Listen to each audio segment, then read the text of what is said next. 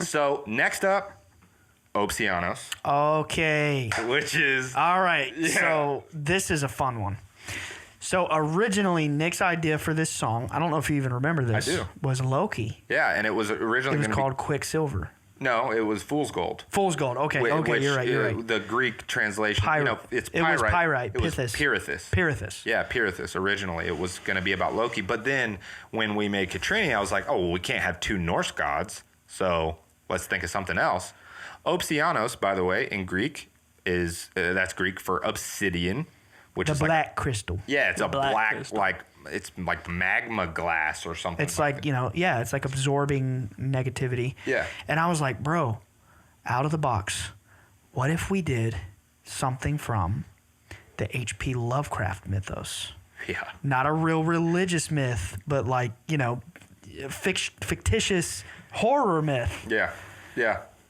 Real quick, we're like kind of over time. Is that fine? Like, can we just like go until we're done? We'll just finish the songs and then we'll wrap it up. All right, bet. Cool. So yeah, he was talking about the H.P. Lovecraft stuff, and I was like, oh man, that would be so sick. And so that became the theme. But interestingly, for whatever reason, this was by far the hardest song for me to write lyrically, because we haven't mentioned that yet. But I write all the lyrics. And most of them come super easy. Kovalinis was like 30 minutes, I was done. Mm-hmm. Amethystos, I rewrote it a couple times, but it didn't take me very long. A couple hours, maybe. OPSIANOS took me months and months. It took you up until the night before we recorded it. Literally. Which was Easter weekend. Yeah. It was like, I don't know why. I couldn't find the right angle. I didn't, I knew what I wanted the song to kind of be about, but I just could not figure it out for whatever reason. Yeah, we had to like kind of storyboard that and kind of put our heads together and figure out, because it's not based on an actual myth, and there's like 100+ Lovecraft short stories. Yeah. We can't just base it on one, and we really had to storyboard like, what's the angle here? We landed on like not making it strictly about the Call of Cthulhu or one story, but making it more so of an homage to the mythos. Exactly. So we're not in a box. Exactly. I had thought about like making it about Cthulhu, Dagon. making it about Dagon. I'd even thought about making it about Bloodborne, which is like in the vibe sort of, but I was like, it just, none of this feels right or whatever. So I ended up writing a story, like writing a myth sort of, and essentially the song is like, it's a warning. So yeah, let me say this really quick. Oh yeah. This song and the next two, and then continue. These next three songs are kind of like real messages. Yeah. That's what I wanted to say. Yeah, for sure. They have real messages to them. They have like morals that I want people to like take from them. The first three are more just like strictly myths that already exist, and then the last three are more like they have strong morals to them. So the moral of this one is the danger of dabbling in darkness, in dark energy, dark magic, dark practices. Anything left-hand path, dark occult. Yeah. It's a warning essentially to that.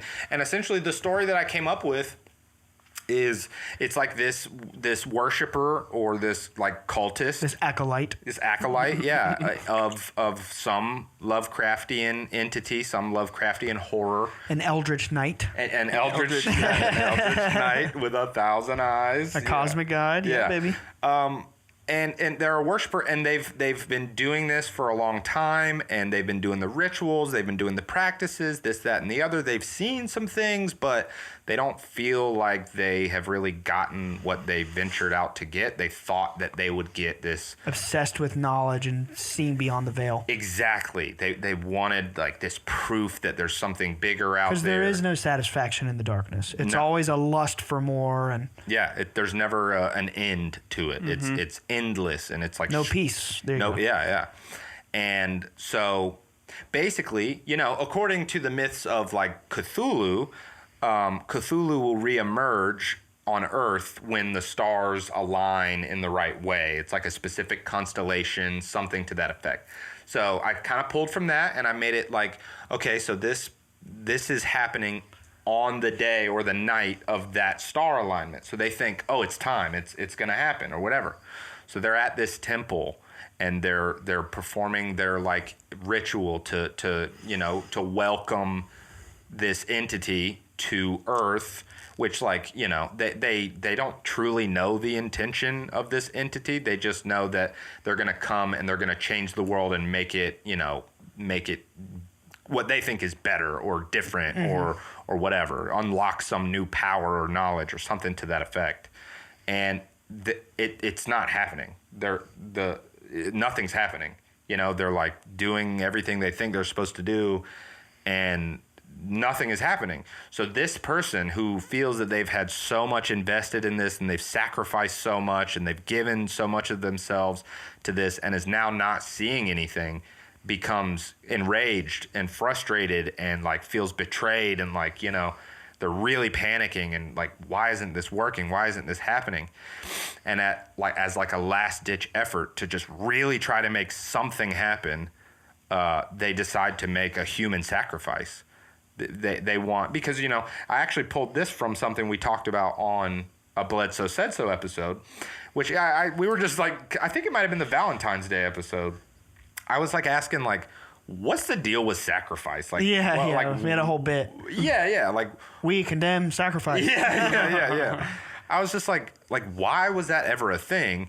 And Ryan kind of explained like, well, it's like a huge influx of power. It's like a huge influx of energy. Like it's like a spiritual combustible. Yeah, or a catalyst. Yeah, or so people would do that during rituals as like a big explosion of energy to try to catalyze something. So I was like, that's really dark and fucked up, but it's interesting. It's also believed that blood is a spiritual currency in these dark practices. Yeah, so I was like, oh, okay, well then that would make sense to me. If this person is really desperate to do this and they know these occult, like these dark, magic occult things, like that would make sense. Like they would probably want to go to that length to try and make something happen.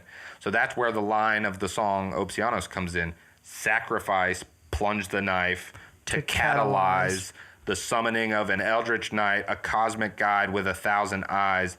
Behold the long night. Because they're desperate. They're just like ready. They're like, I have to see something or it's all been for nothing. And so they do it, and then still nothing is happening. They're like, are you kidding me? Like, this is all bullshit. It's not real. None of it must be real. I did everything I was supposed to do. I even did this to try and speed it up, to try everything to make this happen, and it just didn't happen. And then the final like climax of the song, the big moment at the end is it worked. Mm-hmm. And the entity appears, and the I wouldn't call them a protagonist, but like the main character of this story is like instantly filled with dread and regret, and they're going insane. It's pulling their sanity. That's the big thing in the Lovecraft stories, is when they see these entities, it drives them to insanity. Yeah. And they had actually already been slowly going mad or insane. There are some lines before that where they're having like hearing voices and, their vision is changing and weird stuff like that. But when this happens, when the being emerges, it's what is the line? Something about all I see is cosmic horror. No, just prior to that. It's something about the veil. I got to think about it. Yeah. Then the veil begins to fall, or as the veil begins to fall. How am I forgetting my own lyrics? Oh, but then it's like consciousness is wearing thin. That like or consciousness is leaving me. That's what it was. Consciousness is leaving me, because like they're literally. It's like it's almost like they're on a DMT trip. It's so it's like ineffable. Yeah, and they're just freaking out. And so consciousness is leaving me until all I see. Now, there are 2 lines in all 6 of these songs that I wrote only because they came to me as downloads. And I was talking to Nick, and I was like, for each song, I was like, yo, this came to me. If you can use it, that'd be cool. And here's the thing. Another thing about the way I make music is, one, I got this from Rick Rubin. Number 1, you try every idea. You try everything. And number 2, my philosophy was if Ryan gets something, if something comes to him, it's for a reason. It's for a reason. So both times you came to me, I was like, yeah, I'm putting it in 100%. So it just came to me immediately. I can't like write all lyrics and all that because there's a lot more to it than just writing poetry. There's vocal patterns. Yeah, there's that's cadences. the hardest part. Yeah, it's not simple. And it came to me. All I see is cosmic horror. Mm-hmm. And in my mind, it was like Cthulhu or some eldritch deity rising from the depths. Usually they come out of the water, you know, in Lovecraft stories. And it was the person going mad, and all they see is cosmic horror. The song is called Cosmic Horror. We have a Bledsoe Said So episode called The Cosmic Horror, which I highly recommend people watch if you're listening to this and this tickles your pickle and you haven't heard that episode yet. And hey, tickles my be pickle. mature. Okay. Sorry. We have this fascination with cosmic horror. And that phrase is just so sexy. Yeah, it is. You know what I mean? Yeah. All I see is cosmic horror. You know what I mean? Like, and originally it was just going to be that line repeating, but I was like, it would be cool to put a little spin on it. Oh, no, you made it like 15,000 times better with what it became. Yeah, so it's like consciousness is leaving me until all I see, and then it's like this boom, and it goes into the final chaotic part of the song where it's me and Jeremy both screaming at the same time. Because for the rest of the song, it's like back and forth, me, then Jeremy, then me, then Jeremy, then me. And the last line is, it's all I see is cosmic horror trapped within a realm of torture. All I see is cosmic horror betrayed by the great defrauder. So it was like I wanted to really drive home that like this person is feeling betrayed. Like they put all their faith and all their stuff into this, and they just completely got fucked by it. Like they should never have messed with the dark side of things, you know? So that's like the final line. But Jeremy and I had so much fun recording. Yeah, we had a lot of fun. Let me ask you this. So when we started recording that one, were you nervous? Yeah. Like I said earlier, like the nerves kind of they subsided after that recording, after OPSIANOS. Yeah. And at that point is when I texted Ryan and said, "Hey, I could probably do that in front of a crowd. I could do that. It wasn't that bad." We recorded those vocals in my living room. Right. We like set the mic up, like literally the mic that Jeremy's using right now. We set that mic. These are the mics that we use to record the vocals. We set it up in the living room when we did it. Yeah, I just felt so bad for your neighbors. Yeah, who cares, man? Who cares? It's daytime. There's no quiet hours during the day. I was just kidding. Who cares? Yeah, honestly. Yeah, we had a blast doing that one. Yeah. And that one is though, like, what are they doing? Well, it is a horror song, so it's definitely like probably the heaviest. Definitely. It's like the scariest vibe. I love horror films. I love scary music. I don't like when it actually has a dark message because I'm older now. I'm mature. I'm spiritually wiser, and I don't like.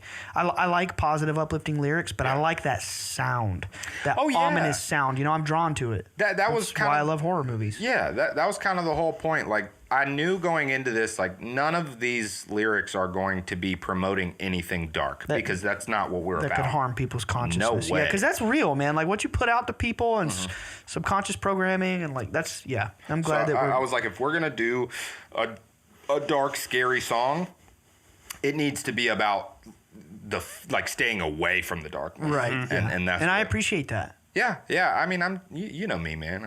I'm positive vibes only. I mean, I appreciate the fact that we can do that, but like feel like it's for a point. Yeah. You know what I mean? We, like Mace Windu, like we can dabble in it, but like, don't mess with that. Trust me, I've been there. So you don't want to go there. Yeah, for sure. So the next song is like. It kind of became like our friends and family song. It's a super band song. It's the super band song. It's called... Alex is even on it. Yeah, Alex is on that song. And also, shout out Alex. I told him I needed a bass, and he just like went and found one and bought it for us. And I was that came in clutch big time. So big shout out to you, Alex. That was very, very kind of you. Thanks, Alex. And it sounds amazing. That bass sounds so good. But anyway, this one's called Smaragdi. Smaragdi is the Greek word for emerald. And now, what myth popularly is associated with emeralds? maybe Sonic the Hedgehog. Sonic 2. That's not a myth. That's real. That's reality. The Emerald Tablets of Thoth. Yes, the Emerald Tablets of Thoth. So originally, it was just going to be about Thoth, but during the making of it and stuff, and during writing the lyrics and everything, I was like, but what if it was actually about Hermes Mercurius Thoth, like Hermes Trismegistus, you know? And so it's about Thoth, but it's more specifically about like the real esoteric literature. Yeah, this is probably the most like mystical, esoteric song on the album. It definitely is. It's extremely. And this is the other line that Ryan came up with, the other download that he had. He just like, because originally I was like, dude, you should try to write the lyrics for one of the songs. And he was just kind of having a hard time with it, but he came up with this one really, really juicy, awesome line, which is the first line in the song. It's the very first lyric, which is, I came in the form of a man, wisdom revealed through my hands. Yeah, and it's the story of Thoth, or Hermes in the Greek, or Mercury in Roman, are believed to be these, metaphorical gods or whatever. But in the real ancient esoteric past, people who've listened to Bledsoe Said So for 2 years now know exactly what we're talking about. It was a real person. But this is what the Masons talk about, the Rosicrucians, the Hermetic Order, the Golden Dawn, all of these secret society groups that are in the know in these wisdom traditions. They know that this is a real thing. There was a sage that came and revealed the tablets, or the knowledge of Atlantis. The tablets refer to him as Thoth the Atlantean. Right. Yeah. It's the wisdom of Atlantis. Yeah. So the song is essentially, it's less of a myth, and it kind of is it's about that. It's about, Hermes or Thoth the Atlantean, kind of like coming back to Earth. And that's the other lyric. It says, came in the form of a man, wisdom revealed through my hands, traveled here from a faraway land as I have done again and again. Because he's reincarnated. Yeah, as the sages through the ages. Exactly. That's not in the song. Ages. Yeah. He's coming back, so he brings them the knowledge. The gnosis, which is also in the song. And it's essentially just the story of like the collective consciousness, of detachment from materialism, of growing your spirit. One of the lyrics is, I speak in tongues of fire, spirit reaching ever higher, better things are to transpire. It's all about like raising your vibration, focusing on spirituality versus materialism, that kind of stuff. And then also, Emily's on the song. Oh, yeah, If you guys heard those beautiful, amazing, like Egyptian sounding, like it's singing at the beginning and the end of the track, that's Emily. Warren, who you guys probably saw his episode. We got the whole freaking Bledsoe Said So cast on the song. Everybody. Our buddy Raven is on there. Raven, yep. Shout out Raven. I'm even on it. Yeah, Ryan. I screamed like 2 lines, and I don't even scream. Jeremy's on it, because when we started doing it, we were like, screw it. Let's just get everybody to try it out. Let's just like the Rainbow song. Exactly, yeah. Everybody's Everybody's on it. on there. And As Above, So Below is in it. Yeah. The lyric is, As above, so below, from within we begin to grow. It's all about this esoteric knowledge. And then the final thing that it drives home, the final lyric is, fall into the infinite cycle, fall into the cycle, fall before the infinite cycle. And it's basically just like, let go. You're going to reincarnate over and over and over until you figure it out. So you might as well just fall into it. Just fall into the infinite cycle. Let go. Let go. Let go. That's the final like lyric of the song or whatever. So that's Smaragdi. It was I love it. I love all these songs. They're all I'm so attached to them. And the last one, the last track on the album, it was another one that went through many iterations. The song is called Rose, the Mother. And originally, it's really about the divine feminine. We were kind of thinking like maybe it's about like Venus, or which kind of is what it is. It's sort of about Venus. Maybe it's about Aphrodite. Maybe it's who is it about? Whatever. And we kind of landed on it's about the divine feminine. Now something really interesting happened though. Also, Rose is rose quartz. it's literally called Rose in Greek, so it's kind of the least interesting title, but it's one of the coolest songs. I wrote this song front to back 5 times. Like, instruments, lyrics, everything. I kept doing it over and over and over because it just wasn't right. For whatever reason, it didn't sound right. It didn't feel right. I would literally follow a thread all the way to the end and then just be like, no, that's not it. I don't know why, but that's not it. Mm-hmm. We knew, being that this song was about the mother or the divine feminine, that this was going to be our quote unquote soft song, which we don't have soft songs. There's no soft song on the album, but it's pretty. Yeah, we knew it was going to be the pretty one, it's the melodic vibey one. Yeah. And so, I was writing it, and then it was just the wrong vibe. It never was right. And I had the idea maybe let's get weird with it. Maybe it can be melodic and pretty, but let's also make it irregular and weird. So it's a weird time signature and all this stuff. The music is what it is. But the interesting thing that happened was with the lyrics, because this was another one that I felt I had to write it. Like I said, I wrote it 5 different times. And for whatever reason on the last one, I just started getting downloads. Oh, by the way, this entire EP is downloads. The music is all literally just, it would just come to me. I would hear it, I would record it, it was downloads.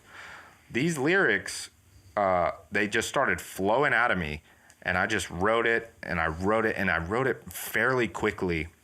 And then I kind of sat back and read the lyrics at the end, and I was like, this is about Ryan's dad. I was like, this isn't even about a specific goddess or entity, or I was like, this is literally about Ryan's dad. Now, here's the funny thing. This is not anything Nick has ever said to me yet. No. But you didn't know that. I didn't know that, but this is what I wished it would be because of the lady. But I never told you that, did I? You did. You told me. You were like, maybe one of them could be about the lady and my dad and all this stuff. And I was like, I mean, maybe, but we're trying to do the mythology thing or whatever. But it but I let it go. Yeah, and it had to be that way. It had to. It just came through me that way. So you don't know the lyrics yet. I haven't heard the lyrics. Right, yeah. That's the last one. We're recording this before the album is out, but you guys, it's coming out just after the album is out. But the lyrics are about someone, a protagonist, a man who is at his wit's end. He is desperate. He feels like he is spread thin. That's one of the lyrics is spread thin. The dissonance is imminent. I'm feckless, summing up to nothingness. He's like, he just feels worthless. He's like, I just can't do it anymore. And then the lyric is, I know, what if I grow? I know, what if I grow, but what if I don't? It's like he's just full of doubt, and he doesn't know where he's at in life, and he feels like a failure, and he's just so down on himself. The chorus the lyric is, it's all too much, it's become a trudge, sing me to sleep, because he just wants it to be over. He's done. He doesn't want it anymore. It's too much. It's all too much for him. He's over it. He wants to die. He really does. And then in that moment of desperation, that final cry out, sing me to sleep, finish it, I'm done. The lady appears before him and tells him, you can't stop. This is too important. You're too important. You're worth it. You're a being of light. You're a being of love.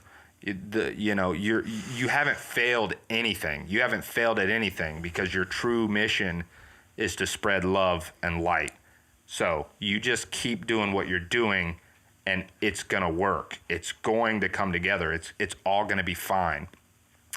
And it's the protagonist is gripping with that, okay, so what does this mean? What am I supposed to do with this information? What, and is still kind of having like is very encouraged by this, but it's still like, why me? Like, why me? Why does this matter? Why, whatever, and is continuing to be encouraged by the lady, the mother, the divine feminine, and is reinforcing, like, I'm telling you, like, this is too important for you to give up. You can't give up. I won't let you give up. Like, you're too important to me. Like, you're not allowed to give up. And in the end, he realizes that, when it gets like super heavy at the end, that's because he's still grappling with, like, yeah, but why me? What is this all about? And she's like, I'm telling you, you have a job to do. This is your burden. Get out there, shut up, don't be down on yourself. This is too important. Like, that's where that really, really heavy part is. And then the big crescendo, the big finish of the song is this really, like, equal parts beautiful. It brings it back to the chorus, but it's like a heavier version of the chorus, and it's because the protagonist is finally filled with power and drive, and they get it. They finally get it. And dude, I was freaking out when I read it because I was like, I did not mean for this to be about the lady or Chris Bledsoe, but it is. You almost made me cry there. Dude, it wasn't me, man. It just came through me. This is my first time hearing any of this. Yeah. Like, over 6 months ago, I was like, dude, it'd be cool if we made it about the lady. And he was like, I kind of want to make it about Venus. And I was like, respect. Like, that's totally cool.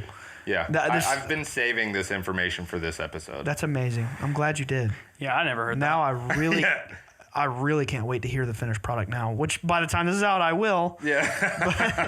But, we're recording like 3 weeks before this episode airs or something like that. And we have like the finishing touches to put on it right now in the present. So that's exciting. I'll have the full EP completely done and submitted in the next like 72 hours. Like, amazing. It'll be done like in the next 3 days. I need like 6 hours of work and it's done. That's badass, dude. Amazing. Yeah, I'm super excited. But yeah, that was just I didn't expect it. I didn't see that coming. I didn't intend for that. It just happened. Wow. It just came out like that, and it was about. Dad your will dad. probably like that. Oh yeah. Yeah. He'll appreciate that. Yeah. And so that's the whole album. That's Mythos. That's a great place to end it, I think. Yeah. And so that's the last song so of the for EP. those out there who enjoyed this, thank you very much. Please follow our TWICEBORN socials. I think on Instagram it's TWICEBORN Band. Let me confirm that. It is TWICEBORN Band. Okay, TWICEBORN Band. You'll know it's us. It's also, if you follow me on Instagram personally, you'll see a link in there. Make it easier for you. Check us out.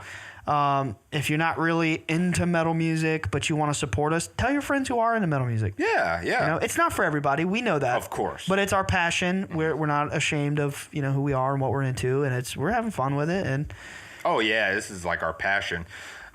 So yeah, it's on all streaming platforms, Apple Music, Spotify, YouTube. It's everywhere. It's everywhere. So if you feel like it, give it a listen. If it's not your thing, yeah, tell your friends about it. We put a lot of love, a lot of work into this, and we're stoked on it.